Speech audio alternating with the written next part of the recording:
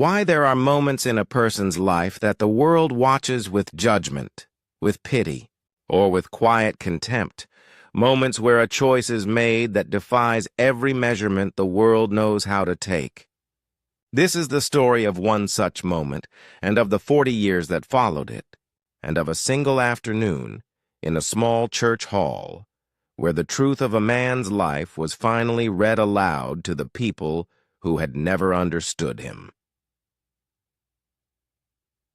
Part 1.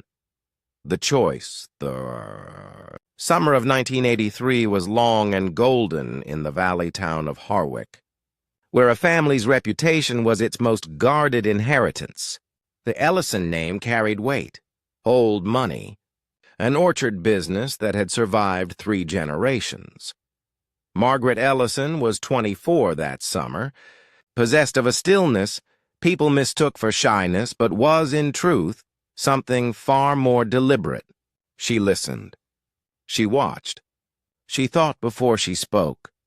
The suitor her family had arranged was Gerald Whitmore, 31, the son of a property developer, easy with confidence and expensive in his habits. Everyone in Harwick agreed that Margaret was the luckiest young woman in the valley. Margaret said no. The explanation came not in words she chose to speak, but in the form of a man seen walking beside her one Tuesday evening along the river road. His name was Thomas Carver.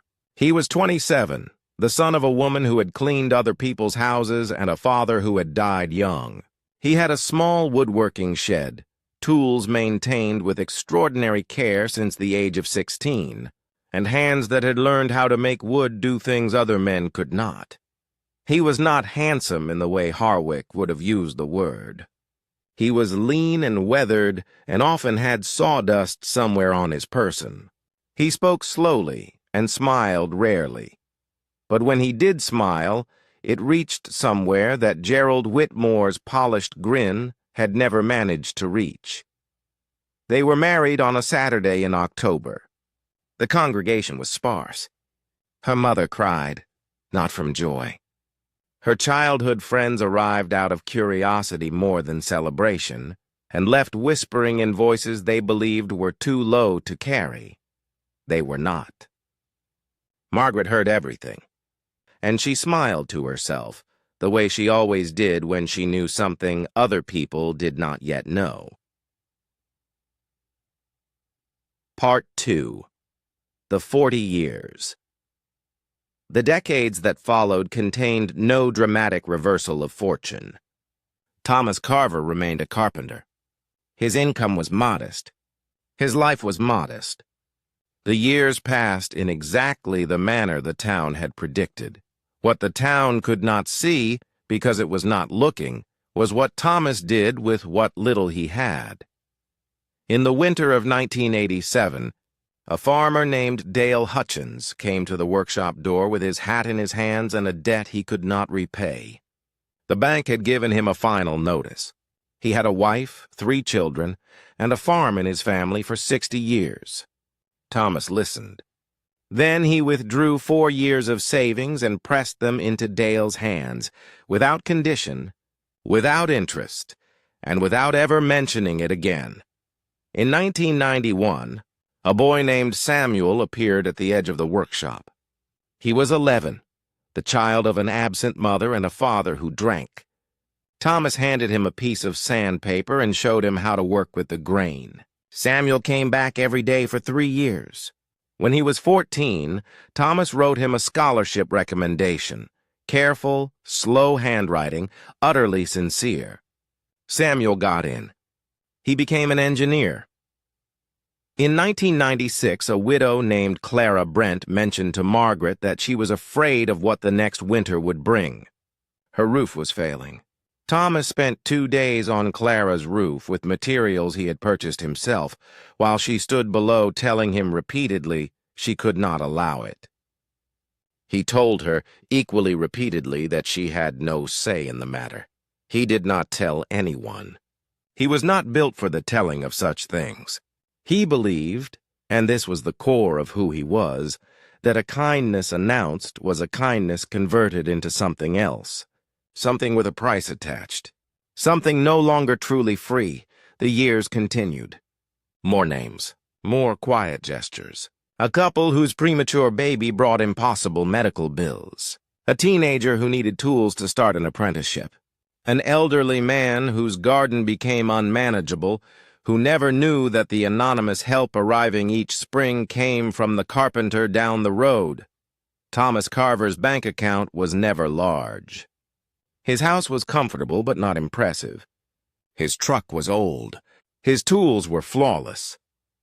He and Margaret walked together every evening along the river road, and the town saw only what it had always seen, a woman who had made a puzzling choice, and the man she had chosen. Part 3. The letters? Thomas Carver died on a Wednesday in March, quietly, in his sleep, at the age of 67. Margaret sat in the kitchen for a long time after the doctor left, listening, the way she had always listened, for something she was not yet sure she would hear. The funeral was modest, as the town expected, but there were others present. An old farmer in the third row had driven 2 hours, in a suit that did not quite fit him, from the valley where he still lived on a farm that bore his family's name. A man of 46 in the 5th row had taken the day off from the engineering firm in the city where he was now senior project manager. His name was Samuel. An elderly woman near the back had asked her grandson to drive her and had not explained why it mattered. Her name was Clara Brent, and there were others. Faces Margaret did not recognize, carrying the particular expression of people who owe a debt they know they can never fully repay. The minister spoke. He said the things ministers say. They were true things. They were not enough. Then Margaret stood up.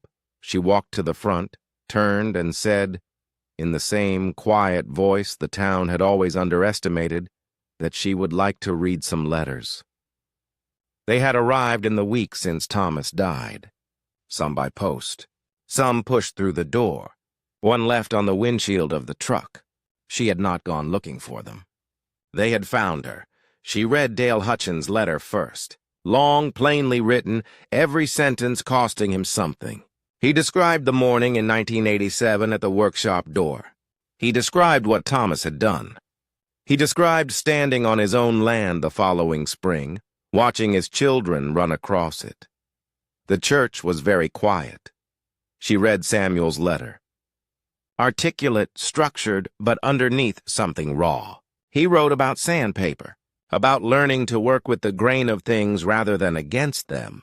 He wrote that he had applied that lesson to everything since the age of 11. Letter after letter. A young woman who had found groceries on her doorstep 3 weeks running, with no note. A man who had borrowed tools and tried to return them years later, told only that tools were meant to be used. A family who needed a crib quickly and cheaply for a premature baby, and received instead the most beautiful piece of furniture they had ever owned. From a quiet man in a sawdust-covered jacket who refused to name a price. By the 7th letter, the only sound in the church was the occasional drawing of breath that people make when they are trying to hold themselves together. By the end, there were people sitting in that church, people who had known Thomas all his life, who had passed him on the street for 40 years, sitting with something they did not have a name for yet. Something between shame and revelation. The feeling that arrives when you finally understand you have been measuring the world with the wrong instruments. Epilogue. The only wealth. That remains, Margaret folded the last letter and said, he never wanted anyone to know. He would have hated today in some ways. But I am 74 years old. I have kept his secrets for 40 years, and I think the time for secrets is over. Not because he deserves the credit, he would tell you he doesn't, but because some of you have been carrying a wrong idea for a very long time. And wrong ideas are heavy things to carry. The world measures men by their cars, their titles, the size of their accounts. These measurements are fast and easy and almost always wrong. Thomas Carver left behind a modest house, a workshop full of tools, and no wealth to speak of.